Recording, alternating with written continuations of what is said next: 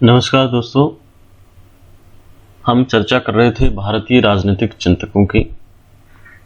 और आज हमारा जो चर्चा का विषय है वो है भारतीय राजनीतिक विचारक बाल गंगाधर तिलक। इनके बारे में हम आज जानेंगे।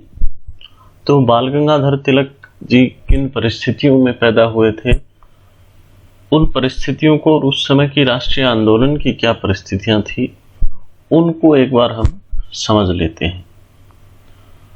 तो यदि 19वीं सदी के उत्तरार्ध की बात करें, जब बाल गंगाधर तिलक पैदा हुए और उनके विचार परिपक्व हुए, तो उस परिप्रेक्ष्य में सबसे बड़ी घटना थी भारतीय राष्ट्रीय कांग्रेस की स्थापना। तो 1885 में जो है कांग्रेस की स्थापना होती है। और कांग्रेस की स्थापना के समय से उसका जो दर्शन था, जिस दर्शन से कांग्रेस चलती थी, जो निर्देशनकारी दर्शन था कांग्रेस का, वह मूलतः उदारवाद था। उदारवाद का मतलब कि उदारवाद में मानव गरिमा को स्थान दिया गया है और उदारवाद में व्यक्ति की स्वतंत्रता को महत्व दिया गया है।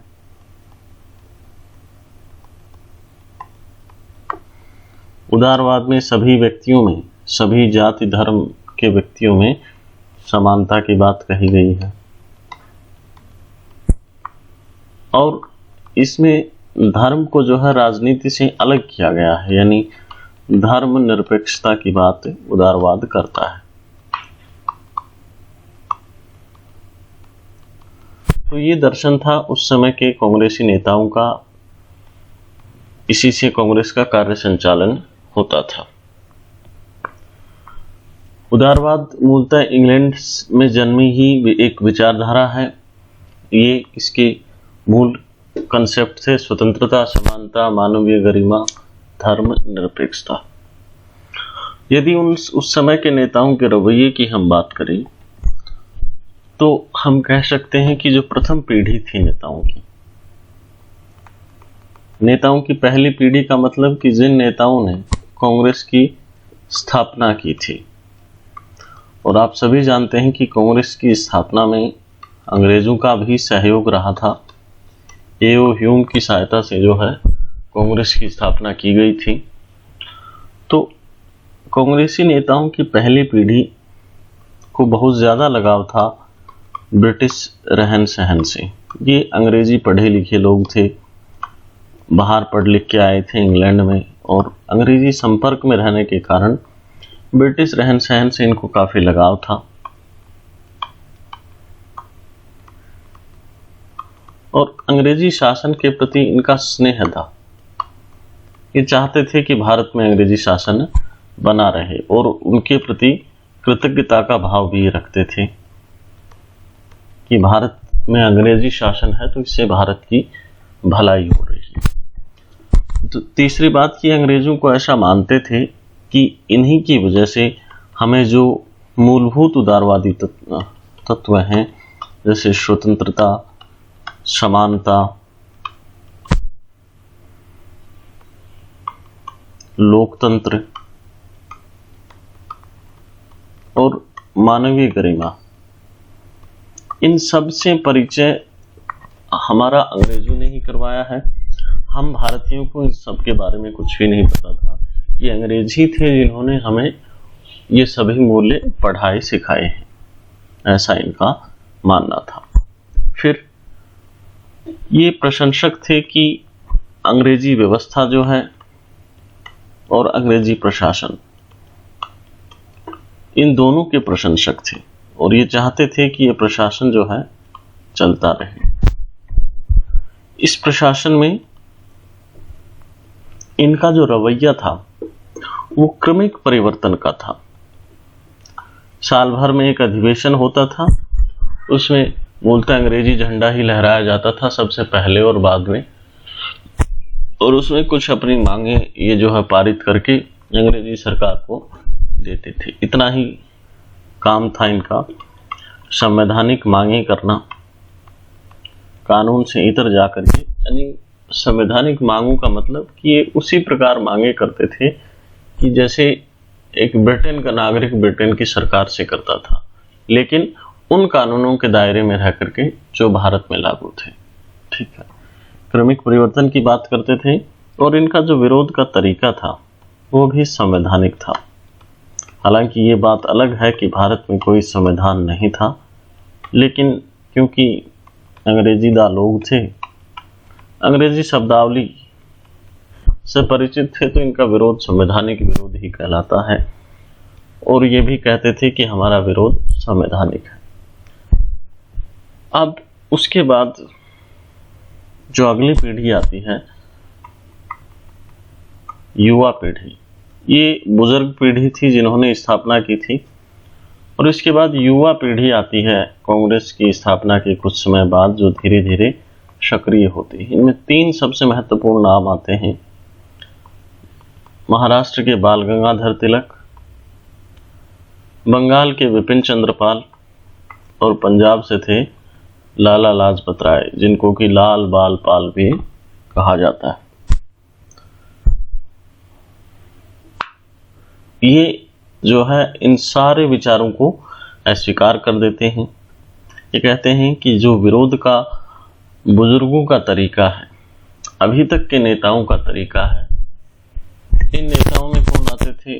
प्रथम पीढ़ी के नेताओं में गोखले आते थे, रानाडे आते थे, WC बनर्जी आते थे, दादा भाई नौरोजी आते थे। तो इन सब का इन युवा नेताओं ने विरोध किया और इनके विचारों को नाम दिया गया अतिवाद। इसी अतिवादी रवैये से परिचय ही जो है आज के हमारे टॉपिक का विषय है। तो अब हम डिटेल से जानेंगे। हमने परिचय ले लिया उस समय की परिस्थितियों का। ठीक है, अब आगे हम बात करते हैं, तिलक की जीवनी की शुरुआत करते हैं और तिलक जी का हल्का जीवन परिचय ले लेते हैं।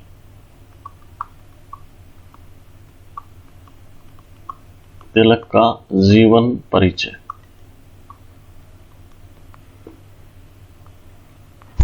तो तिलक का जन्म जो है 23 जुलाई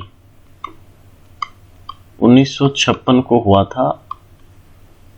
23 जुलाई 1856 को महाराष्ट्र के रत्नागिरी जिले में। इनका जो परिवार था, परंपराओं में विश्वास करने वाला परिवार था, रीति रिवाजों में विश्वास करने वाला परिवार था। इनके पिता का नाम था गंगाधर राव। तो वो गंगाधर राव जी भी जो है संस्कृत के प्रख्यात विद्वान थे और घर का माहौल भी ऐसा था, परंपरावादी हम जिसे कह सकते हैं। और इस विचार ने जो है तिलक को भी प्रभावित किया। उनके विचारों में भी हम जो है परंपरा को एक खास स्थान पाते हैं। भारतीय परंपरा के प्रति तिलक का विशेष लगाव था। तो तिलक की पढ़ाई पूरी हुई तो उसके बाद उन्होंने जो है अपने करियर की शुरुआत शिक्षा क्षेत्र में जाकर के की और 1880 में इन्होंने एक स्कूल खोला जिसका नाम था न्यू इंग्लिश स्कूल।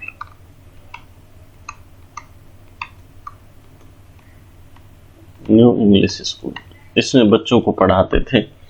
इनके साथ महाराष्ट्र के उस समय के समाज सुधारक आगरकर भी इनके साथ ही थे। अब चूंकि स्कूल में तो बच्चों को ही पढ़ा सकते थे, लेकिन तिलक को लगा कि समाज को भी हमें जो है जागृति लानी चाहिए और समाज में भी जो है जो लोग स्कूल में नहीं आ रहे हैं, यानी समाज की मुख्य धारा के हिस्सा, उन लोगों को अखबार के जरिए हमें जो है जागृत करने का काम करना चाहिए। तो तिलक और उनके सहयोगियों मिलकर के 2 अखबार शुरू किए साप्ताहिक। पहला था मराठा अंग्रेजी में आता था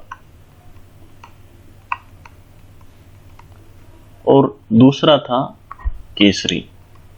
केसरी की जो भाषा थी वह मराठी थी। इन अखबारों का पब्लिकेशन शुरू किया ताकि समाज में जागृति लाई जा सके। इसके बाद चूंकि ये स्कूल थी बच्चों की, और इस स्कूल में कॉलेज वगैरह जोड़ने के लिए एक सोसाइटी की स्थापना करते हैं जिसका नाम था दक्कन एजुकेशन सोसाइटी, यानी वयस्कों को भी शिक्षा दी जाए, जो स्कूल के पास आउट हैं उनको भी आगे पढ़ाया जाए। तो इसके हिसाब से दक्कन एजुकेशन सोसाइटी की स्थापना आगरकर के साथ इन्होंने की। लेकिन फिर इनके आगरकर से मतभेद हो गए और शिक्षा का क्षेत्र यानी न्यू इंग्लिश स्कूल और दक्कन एजुकेशन सोसाइटी से तिलक ने इस्तीफा दे दिया और उन्होंने स्वामित्व लिया मराठा का और केसरी का, यानी मराठा और केसरी पूर्णतः तिलक के स्वामित्व में आ गए और उन्होंने ही इनका प्रकाशन शुरू किया, प्रकाशन का जिम्मा संभाल लिया। ठीक है, अपने अखबारों के जरिए वो काम करते थे भारतीय संस्कृति और सभ्यता को आगे बढ़ाने का, परंपराओं को आगे बढ़ाने का, ये सभी विचार अपने अखबारों के जरिए वो देते थे।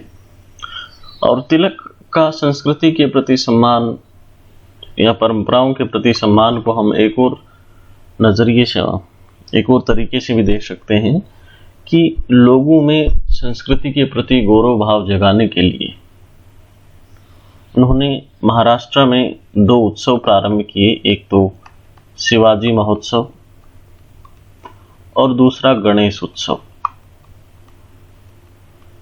इन दोनों उत्सव के जरिए वो लोगों में एकता स्थापित करना चाहते थे, लोगों को एक मंच पर लाना चाहते थे, यानी भावनात्मक रूप से उनको जोड़ने का काम करने के लिए तिलक ने ये उत्सव प्रारंभ किए। ठीक है, तो ये इनका कुछ जीवन परिचय था। तिलक ने अपने इस दौर में कुछ पुस्तकें भी लिखी जिनको हम देखें तो पहली पुस्तक उनकी महत्वपूर्ण है Orion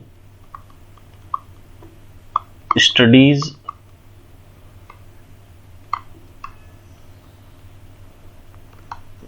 in the antiquities of Vedas. इसमें जो है वेदों की प्राचीनता का उन्होंने अध्ययन किया। Studies in the antiquities of Vedas, वेदों की प्राचीनता का अध्ययन किया और अपने तर्कों से ये प्रमाणित किया कि वेद जो है लगभग 4500 साल पूर्व, ऋग्वेद की रचना लगभग 4500 साल पहले की गई थी, ऐसा उन्होंने प्रमाणित किया। और इनकी इस किताब से तिलक जो है वेद वेदांगों के प्रख्यात विद्वानों की श्रेणी में आने लगे। फिर इसके बाद इन्होंने एक और किताब लिखी जिसका नाम था the Arctic home of Vedas. इस किताब में उन्होंने माना कि आर्यों का जो मूल घर है वो आर्कटिक की तरफ है। आर्कटिक का मतलब अंटार्कटिक दक्षिणी ध्रुव है और आर्कटिक उत्तरी ध्रुव, यानी आर्य जो है उत्तर दिशा से भारत में आए हैं, भारत के मूल निवासी नहीं है। ऐसा इन्होंने इस पुस्तक में अपने विचार दिए। तीसरी महत्वपूर्ण पुस्तक जो इन्होंने मांडले जेल में रहते हुए लिखी थी, गीता पर एक टीका लिखी, गीता रहस्य जिसे नाम दिया। ये 3 महत्वपूर्ण पुस्तकें थी, और भी काफी पुस्तकें लिखी, लेकिन ये महत्वपूर्ण पुस्तकें थी। और इनके योगदान को यदि हम देखें तो 1916 में इन्होंने समझौता करवाया था कांग्रेस और मुस्लिम लीग के बीच। कांग्रेस मुस्लिम लीग के बीच समझौता करवाया और 1920 में जो है तिलक का निधन हो गया। 1856 से 1920 तक इनका जीवन काल रहा। और इनके प्रभाव का काल यदि हम देखते हैं तो 1899 से और 1920 तक का जो काल है वो मूलतः तिलक का काल कहा जाता है भारतीय राष्ट्रीय आंदोलन में 1899 क्यों चुना? क्योंकि 1899 में चापेकर बंधुओं ने प्लेग कमिश्नर की हत्या की थी, और प्लेग कमिश्नर की जब हत्या की थी तो अंग्रेजों ने ये माना कि उनको प्रेरणा देने के पीछे तिलक के संपादकीय मराठा और केसरी में तिलक जो विचार लिखते थे वो भी कहीं न कहीं जिम्मेदार है। तो इसलिए तिलक को भी भेज दिया गया जेल। अब वहां से आने के बाद 1899 में तिलक ने एक संपादकीय लिखा पुनश्च हरिओम के नाम से। उस पुनश्च हरिओम के बाद तिलक के स्वराज के जो विचार थे, जिसमें उन्होंने कहा कि स्वराज्य मेरा जन्मसिद्ध अधिकार है, मैं इसे लेकर के रहूंगा, वो अधिक मान्यता प्राप्त करना शुरू करते हैं। और 1920 तक का जो काल है वो तिलक के प्रभाव का काल कहा जाता है। यानी भारतीय राष्ट्रीय आंदोलन में दो महत्वपूर्ण युग आते हैं, 1920 के बाद गांधी युग, और 1920 से पहले का जो युग है 20वीं शताब्दी का, उस युग को कहा जाता है तिलक का युग। अब इससे आगे हम तिलक के विचारों से परिचय की शुरुआत करते हैं। तो सबसे पहले हम जानते हैं कि समाज सुधार पर तिलक के क्या विचार थे।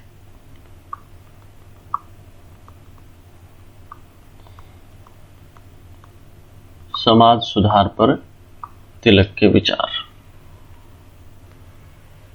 अब इन समाज सुधार के विषयों की जब हम बात करते हैं तो तिलक पर काफी विवाद होता है। कुछ लोग कहते हैं कि तिलक सामाजिक सुधारों के हिमायती नहीं थे, वो परंपरावादी थे, रूढ़िवादी थे। तो हम कुछ विवाद के बिंदु जो थे उनको एक बार देख लेते हैं कि किन किन बिंदुओं पर मूलतः विवाद होता है। सबसे पहली बात, 1888 में पुणे में जो समाज सुधारक थे उन्होंने प्रस्ताव दिया कि लड़के और लड़कियों को एक साथ शिक्षा दी जानी चाहिए। सह शिक्षा का प्रस्ताव उन्होंने रखा, लेकिन इसका विरोध किया तिलक ने। तिलक ने कहा कि लड़कियों की भूमिका अलग होती है, लड़कों की भूमिका अलग होती है। यानी मूल उस समय स्थिति ये थी कि महिलाएं अधिकांशतः घरेलू कामकाज ही करती थी और पुरुष बाहर का कामकाज करते थे। तो तिलक ये मानते थे कि एक जैसी शिक्षा महिलाओं को पीछे छोड़ेगी या कहें कि उनके लिए लाभकारी नहीं होगी। इसलिए वो कहते थे कि महिलाओं के लिए अलग से शिक्षा प्रणाली या अलग से शिक्षा सामग्री की व्यवस्था की जाए और लड़कों के साथ इनको ना पढ़ाया जाए, क्योंकि उनकी जिम्मेदारियां अलग हैं, उनके काम अलग हैं। तो तिलक का तो इसके पीछे, इस विरोध के पीछे ये तर्क था। तो इस बारे में हम तिलक को रूढ़िवादी नहीं मान सकते हैं। जिम्मेदारियां अलग अलग होने के कारण तिलक ने सह शिक्षा का विरोध किया था, ना कि लड़के लड़कियों को एक जगह बैठने के लिए विरोध किया था। अब दूसरा जो महत्वपूर्ण विवाद का बिंदु आता है वो आता है कि 1889 में जब रमाबाई अमेरिका से आई थी, पंडिता रमाबाई, तो उन्होंने शारदा सदन की स्थापना की। शारदा सदन मूलतः विधवाओं के कल्याण के लिए चलाई जाने वाली संस्था थी, लेकिन इसमें एक बात थी कि शारदा सदन विदेशी चंदे से चलता था। इस बात को लेकर के तिलक को आपत्ति थी। वो कहते थे कि विदेशी स्रोतों से चंदा हमें नहीं लेना चाहिए, क्योंकि इससे विदेशी हित कहीं न कहीं जो है उन विदेशी हितों की हित पूर्ति होती है, और इसलिए हमें विदेशी चंदा नहीं लेना चाहिए। इसी मुद्दे पर जो है रमाबाई तिलक की आलोचना भी करती हैं और कहती हैं कि तिलक जो है समाज सुधार नहीं चाहते, इसलिए वो विदेशी चंदा लेने से मना कर रहे हैं। लेकिन यहाँ जो तिलक का तर्क था वो ये था कि विदेशी चंदे के पीछे उनकी अपनी विदेशियों के कहीं न कहीं ईसाई प्रसार की योजना है, भारतीय धर्म संस्कृति में दखल की योजना है, इसलिए हमें विदेशी चंदा नहीं लेना चाहिए। और इसका प्रभाव ये हुआ कि जो अन्य समाज सुधारक शारदा सदन में थे उनको इस्तीफा देना पड़ा तिलक के इन्हीं विचारों की वजह से। ये तिलक का प्रभाव था कि उनको इस्तीफा देना पड़ा।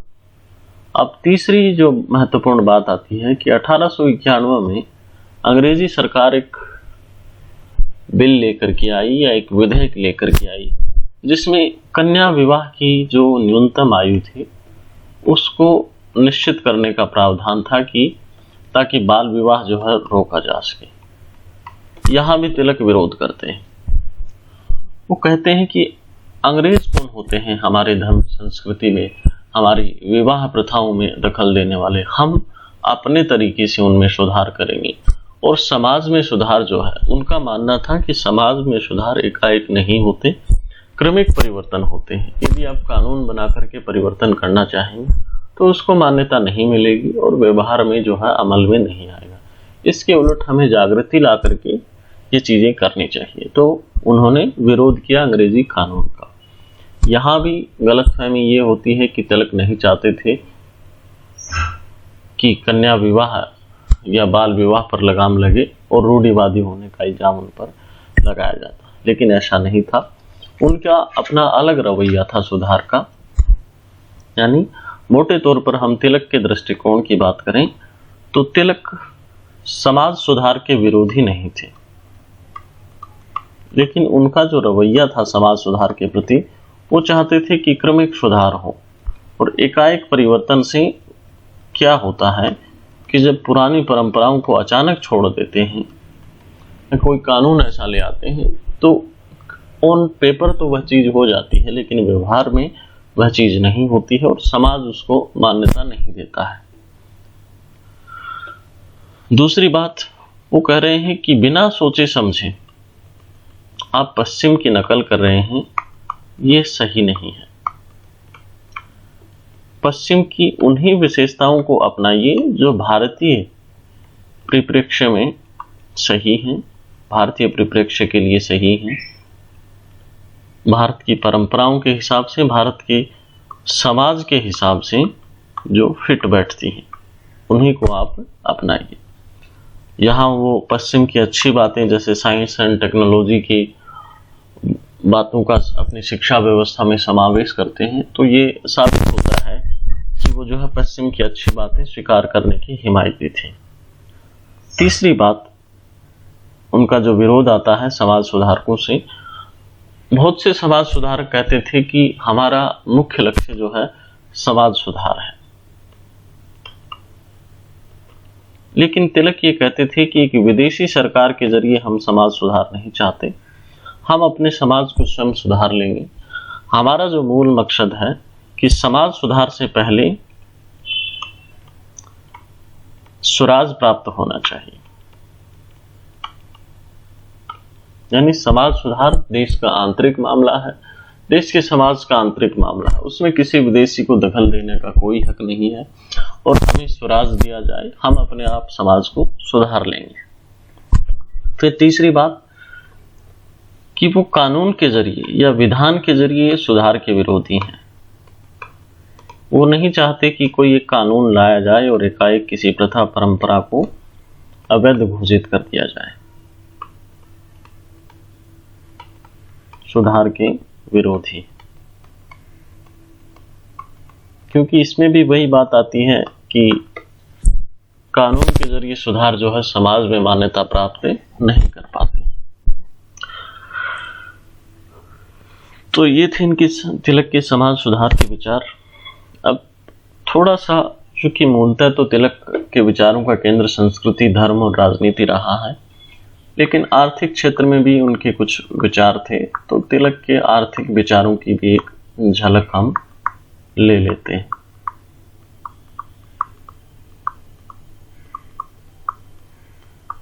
हालांकि राजनीति के क्षेत्र में तिलक जो है असहमत दिखाई देते हैं जो कांग्रेस के प्रथम पीढ़ी के नेता थे उनसे, लेकिन अगर हम आर्थिक विचारों की बात करें तो वो सहमत थे। उस समय के जो नेता थे उनके विचारों से सहमत थे। यानी दादा भाई नौरोजी ने किताब लिखी थी आर्थिक निकासी सिद्धांत, इकोनॉमिक ड्रेन थ्योरी, इन्होंने दी थी। और एक और उस समय विद्वान थे जिनका नाम था आरसी दत्त, दादा भाई नौरोजी,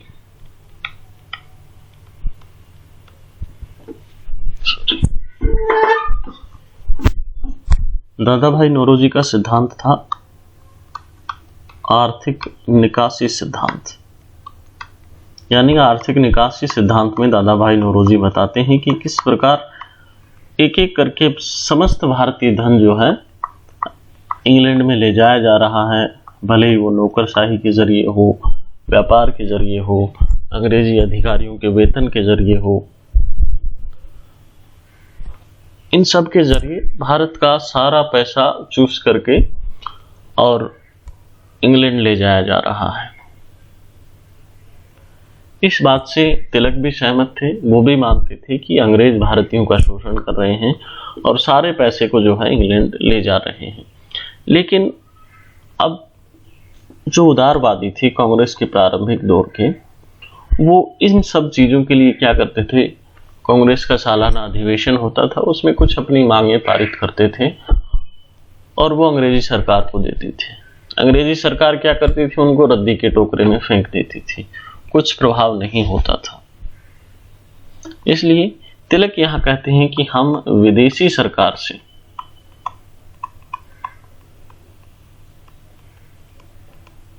विदेशी सरकार स्वदेशी को संरक्षण देगी, यह उम्मीद करना जो है गलत है।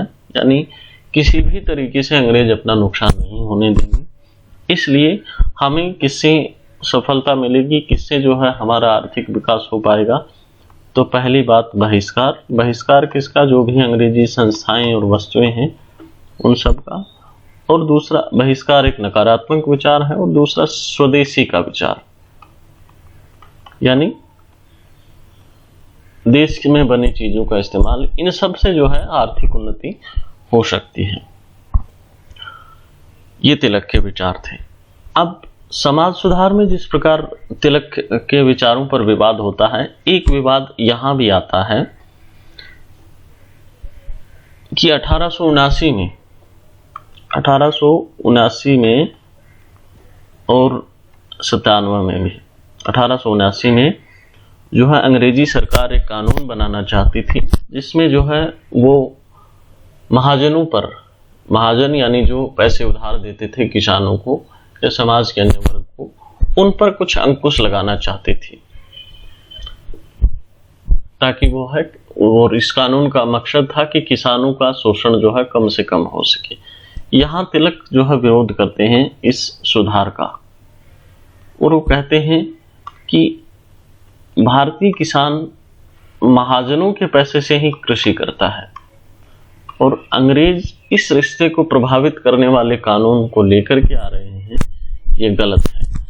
क्योंकि एक तरफ तो आप जो है चाय बागानों में अंग्रेजी जो बागान मालिक हैं उनके खिलाफ कुछ नहीं कर रहे, उनके खिलाफ वो भी तो शोषण कर रहे हैं श्रमिकों का, उनके खिलाफ आप कार्रवाई नहीं कर रहे हैं, तो आप महाजनों के खिलाफ क्यों ऐसा कर रहे हैं, जबकि इनके महाजनों के और किसानों के रिश्ते तो सदियों पुराने हैं। फिर दूसरी बात, ऐसा ही एक कानून 1897 में जमींदारों के खिलाफ भी लाने की कोशिश होती है। तिलक खुद भी जमींदार थे। यहां भी तिलक कहते हैं कि जमींदारों का वो पक्ष लेते हैं और उस कानून को जो है, उस कानून का विरोध करते हैं। तो ये इनके विवाद का बिंदु आता है कि ये जो है किसान हितैषी नहीं थे और जमींदारों और महाजनों का पक्ष ही रखते थे। अब यहाँ इससे उलट एक प्रवृत्ति और हमें दिखाई देती है कि ये महाजन और जमींदार भारतीय थे, यानी जब भारतीयों की बात आती है तब तिलक पक्ष लेते हैं महाजनों और जमींदारों का। लेकिन 1887 में रेलवे मजदूरों ने जो है कुछ मांगों को लेकर के और हड़ताल आरंभ कर दी। यहां तिलक का अलग रवैया दिखाई देता है और वो मजदूरों की मांगों का समर्थन करते हैं। यानी यहां तो अंग्रेजी सरकार का विरोध कर रहे हैं और यहाँ इन महाजनों और जमींदारों का समर्थन कर रहे हैं। तो दोनों विरोधाभासी विचार थे, ये भी एक विवाद का बिंदु है। ये हुए तिलक के सामाजिक और आर्थिक विचार। अब जो हमारा मुख्य बिंदु है, सबसे महत्वपूर्ण हिस्सा है, वह है तिलक के राजनीतिक विचार। तो हम देखते हैं कि तिलक के राजनीतिक विचार मूलतः क्या क्या थे।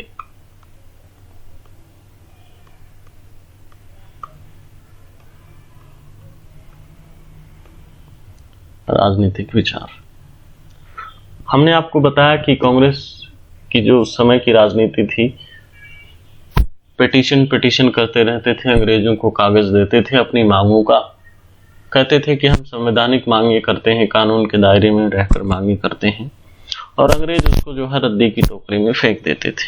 लेकिन अब 3 लोग आते हैं, लाल बाल पाल जिनको कहा जाता है, और ये जो है एक नए किस्म की राजनीति प्रारंभ करते हैं।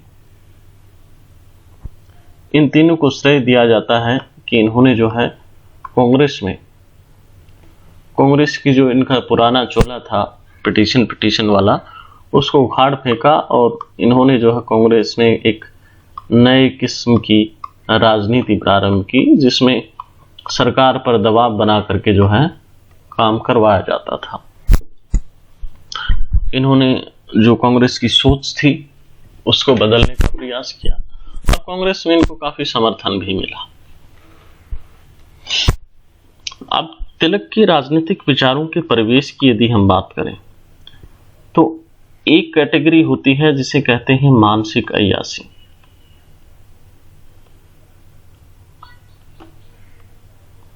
मानसिक अय्यासी का मतलब कि आपके विचारों का कोई कैटेगरी नहीं है, कोई केंद्र बिंदु नहीं है, आप कभी भी कुछ भी बात कर सकते हैं, कोई एक निश्चित बात नहीं करेंगे। एक दूसरी कैटेगरी होती है कि आप बहुत ही व्यवस्थित दार्शनिक हैं, दर्शन से इतर बात नहीं करते हैं। ये एक स्कॉलस्टिक टाइप का व्यवहार है, दार्शनिक प्रकार की पद्धति है दर्शन। अब इन दोनों के बीच की, यानी तिलक का चिंतन ना तो मानसिक अय्यासी है, ना ही एक दार्शनिक जैसा उनका चिंतन है।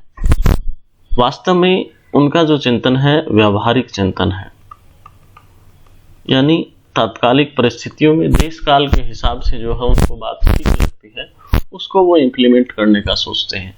भले ही वो मराठा केसरी का प्रकाशन हो, गणेश उत्सव और शिवाजी उत्सव को जो है प्रारंभ करना हो, चापेकर बंधुओं की प्रशंसा करनी हो, बंगाल विभाजन का विरोध करना हो, स्वदेशी बहिष्कार का जो है आंदोलन चलाना हो, होम रूल आंदोलन चलाना हो, इन सब बातों में तिलक जो है व्यवहारिक राजनीति करते हैं।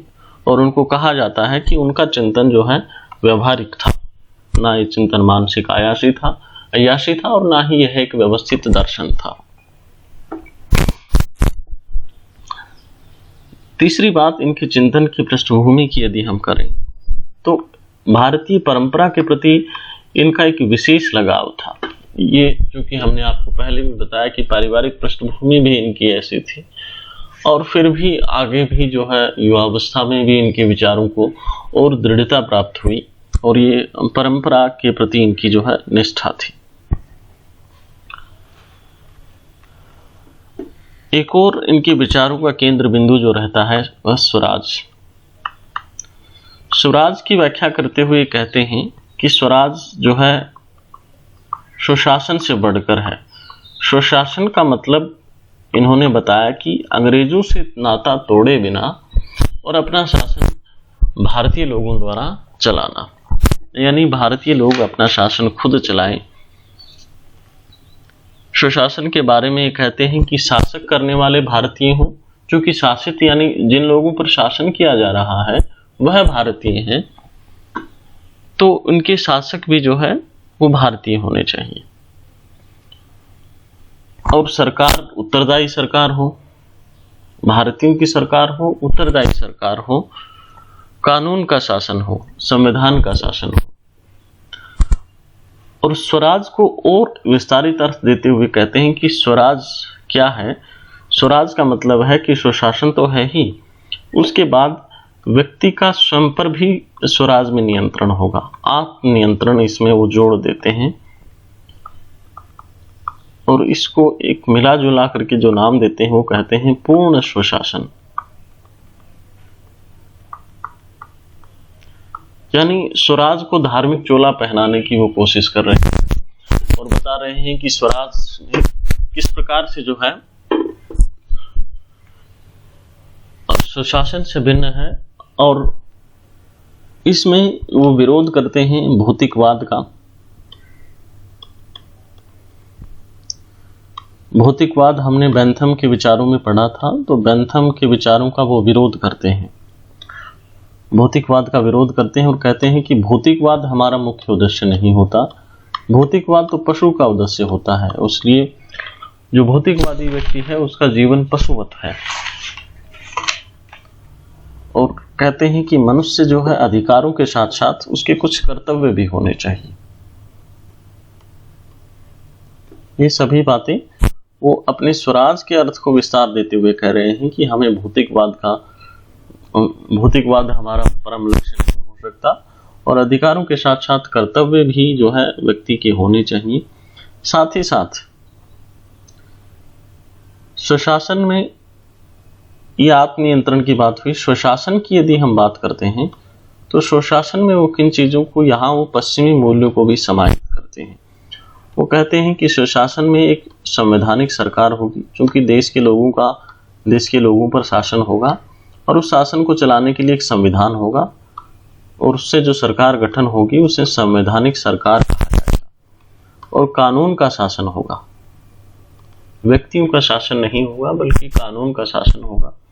व्यक्तिगत स्वतंत्रता, यहाँ वो मिल के विचारों से प्रभावित दिखते हैं, व्यक्तिगत स्वतंत्रता की बात करते हैं और गरिमा की बात करते हैं। ये सभी मूल्य जब हम देखते हैं तो ये सभी मूल्य उदारवादी मूल्य हैं, और यहाँ वो पश्चिम से प्रभावित दिखते हैं। यानी तिलक के बारे में जो लोग कह रहे हैं कि वो पुरातन पंथी हैं, परंपरावादी हैं, यहाँ उनकी ये बात गलत सिद्ध होती है कि स्वराज के सिद्धांत में ही उन्होंने पश्चिमी विचारों को ग्रहण किया है, जो उनका सबसे बड़ा विचार था। तो बाकी विचारों में उनका परंपरावादी बतलाना, मुझे लगता है कि ये बात गलत है, और तिलक के बारे में ऐसा नहीं था। अब ये इनके विचारों की पृष्ठभूमि रही राजनीतिक विचारों की। उनके जो मुख्य बिंदु थे राजनीति विचार के, उनको यदि हम जानें तो पहला और सबसे बड़ा जो बिंदु आता है, सबसे पहला बिंदु आता है राष्ट्रवाद का।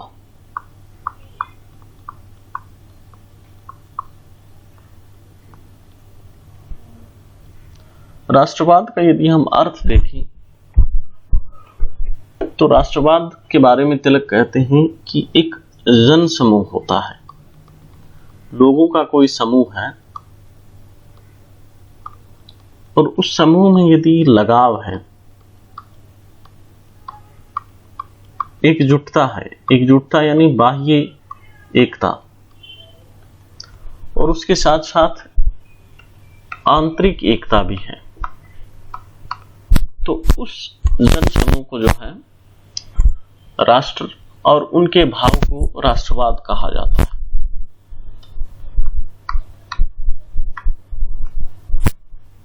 एक जन समूह के भीतर एकजुटता, लगाव का बोध और एकता की भावना, लगाव का बोध, एकजुटता की भावना और आंतरिक एकता की भावना, इनको राष्ट्रवाद का नाम दिया गया। अब यहां तिलक कहते हैं कि हम राष्ट्रवाद को किसके जरिए बढ़ा सकते हैं।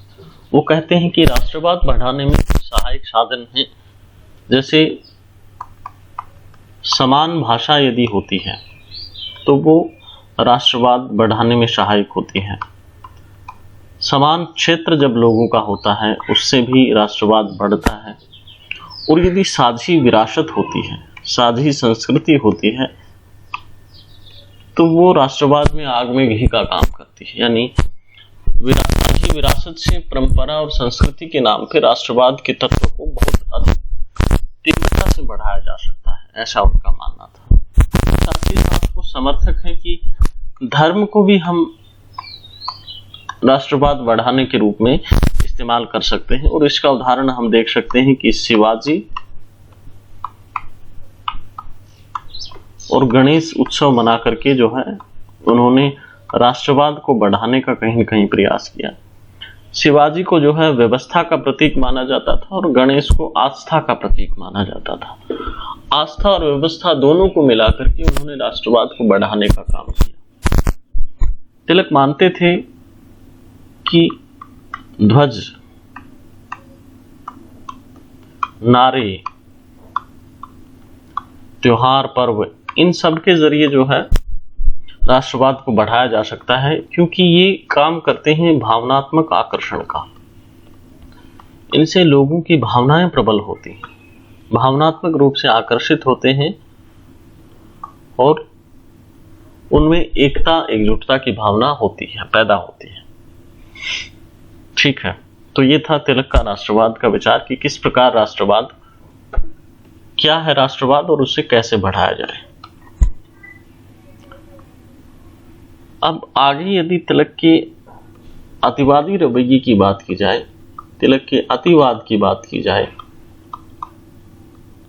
तो तिलक का अतिवाद क्या था? जहां वो कहते हैं कि अंग्रेजी राज जो है, इससे पहले के नेता हमने देखा कि संवैधानिक मांग और क्रमिक सुधारों की बात करते थे, लेकिन तिलक कह रहे हैं कि अंग्रेजी राज, अंग्रेजी जो सरकार है वह हमारे संसाधनों का दोहन कर रही है, संसाधनों का दोहन कर रही है। और जो उदारवादी लोग या जो पहली पीढ़ी के लोग कह रहे हैं कि अंग्रेजी सरकार उदार है या लोकोपकारी है, इनका यह जो विचार है ये गलत है, क्योंकि सीधे सीधे दिखाई दे रहा है कि लोगों का शोषण हो रहा है। इसलिए शोषण वाली सरकार को उदार कहना, शोषण वाली सरकार को लोकोपचारी या जनोपकारी कहना मैं नहीं मानता, तिलक नहीं मानते कि वह जो है ऐसी सरकार है, यानी उदार लोकोपचारी, उसको कहना गलत है। तिलक कहते हैं कि अंग्रेजों का मूल मकसद क्या है? अंग्रेजों का मूल मकसद है भौतिक लाभ, यानी भारतीय लोगों से अधिक धन संपदा छीनना। और इसका सबसे बड़ा सबूत है कि अंग्रेजी सरकार में एक के बाद एक कई अकाल पड़े और कभी भी किसी भी अकाल में इंग्लैंड को अनाज का निर्यात करना बंद नहीं हुआ, यानी यहां से बराबर इंग्लैंड को अनाज भेजा जाता था, चाहे भले ही भारत में खाने के लिए अनाज ना हो। इसलिए तिलक कहते हैं कि आप जो संवैधानिक मांग करते हैं वो छोड़िए और जो राजनीति अपनाएंगे वो होगी दबाव की राजनीति। हम लोग अंग्रेजी सरकार पर दबाव बनाएंगे और उसे हमारी मांगे मानने के लिए विवश करेंगे। दबाव की राजनीति की बात क्यों करते हैं और क्यों वो संवैधानिक मांगों की बात को अस्वीकार करते हैं, उसके पीछे वो कारण बताते हैं। वो कहते हैं कि संवैधानिक मांगे तभी होती हैं जब संविधान होता है, और भारत में संविधान के नाम पर केवल पीनल कोड है, यानी संविधान के नाम पर तो सिर्फ दंड संहिता है। यानी अंग्रेजों ने भारतीय हितों की तो बात की ही नहीं, हाँ, भारतीय कुछ गलत काम करें उसको दंड देने के लिए कानून बना लिए हैं, और आप दंड संहिता के दायरे में रह करके अपनी मांगे करो, ये तो कहीं से भी जायज नहीं है। इसलिए हमें संवैधानिक मांगों का रास्ता जो है छोड़ना पड़ेगा। दूसरी बात, दूसरा कारण वो बताते हैं कि अंग्रेज अपना अहित करके, खुद का बुरा करके भारतीयों को कुछ नहीं देने वाले, और भारतीयों को जितनी छूट दी जाएगी, जितने अधिकार दिए जाएंगे, उतना भारतीयों में, भारत में अंग्रेजों के अधिकार कम होंगे। इसलिए वो कहते हैं कि अंग्रेज अपना नुकसान करके भारतीयों को कुछ भी नहीं देंगे, इसलिए हमें खुद से लेना पड़ेगा। फिर आगे वो कहते हैं कि कानूनी अधिकार, चूंकि देश में संविधान ही नहीं है, इसलिए कानूनी अधिकारों का सवाल ही नहीं उठता। कानूनी अधिकार की जो है जगह हमें स्वाभाविक अधिकार की बात है, स्वाभाविक अधिकार की बात करनी चाहिए। स्वाभाविक अधिकार में तिलक स्वीकार करते हैं स्वराज को। तिलक कहते हैं कि स्वराज हमारा जन्म सिद्ध अधिकार है और इसे हम लेकर के रहेंगे। इस बात को तिलक स्वाभाविक अधिकार के अंतर्गत कहते हैं।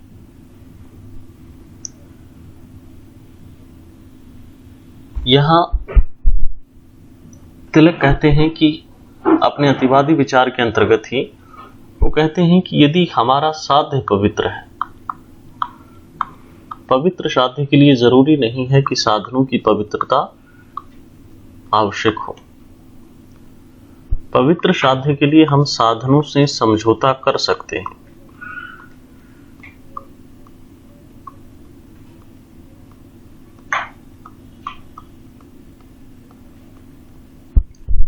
पवित्र साध्य के लिए साधनों से समझौता कर सकते हैं और इसके लिए वो उदाहरण देते हैं गीता का, महाभारत का। यानी इन उदाहरणों के जरिए वो ये साबित करने की कोशिश करते हैं कि महाभारत काल में भी किस प्रकार उचित साध्य की प्राप्ति के लिए हिंसा, युद्ध का सहारा लिया गया था। उसी प्रकार यदि हमारा साध्य पवित्र है तो जहां तक हो सके साधन पवित्र होने चाहिए, लेकिन यदि साधनों के साथ समझौता करना पड़े तो भी गलत नहीं है क्यों, और उस साध्य का पवित्र होना इस बात को जायज ठहराता है कि हमारे जो साधन थे वह भी सही थे। फिर आगे जो है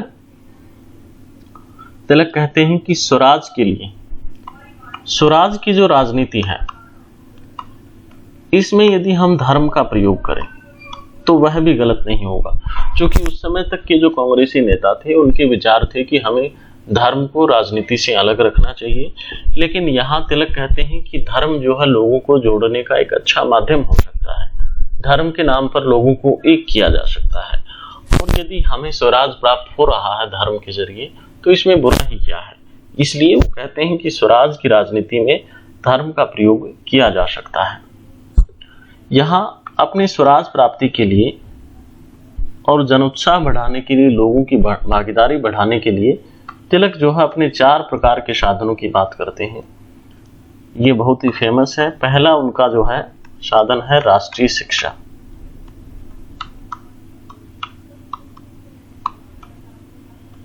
दूसरा है बहिष्कार। तीसरी बात आती है स्वदेशी की, और चौथा है निष्क्रिय प्रतिरोध।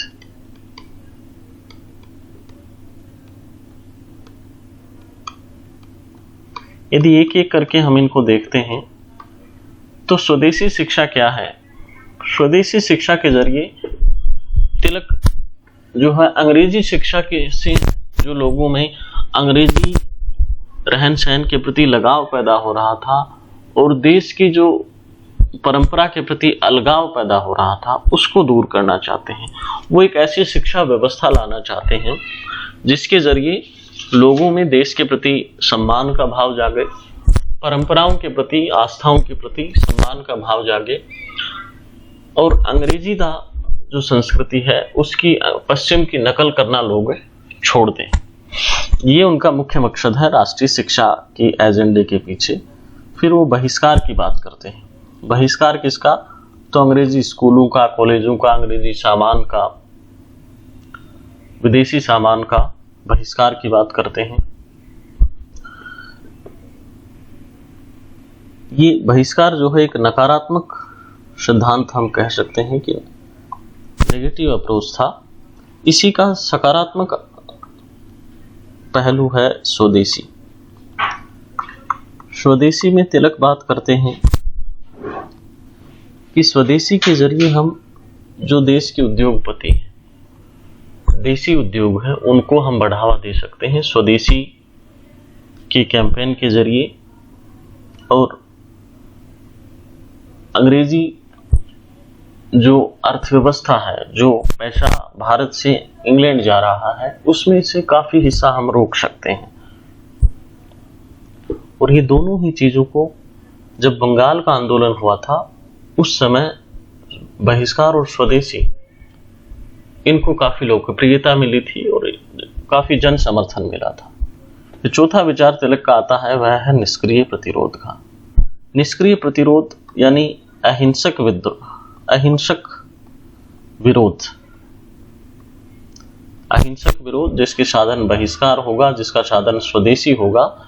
बहिष्कार, राष्ट्रीय शिक्षा और स्वदेशी के जरिए अहिंसक विरोध की बात जो है उसको निष्क्रिय प्रतिरोध। इसी निष्क्रिय प्रतिरोध को फिर कुछ अमेंडमेंट के साथ गांधी जी ने सत्याग्रह में बदल दिया। तो ये थे तिलक के मोटे मोटे विचार जिनको हमने जाना। ठीक है, अगले विचार के साथ हम नेक्स्ट वीडियो में मिलेंगे। तब तक के लिए बहुत बहुत धन्यवाद।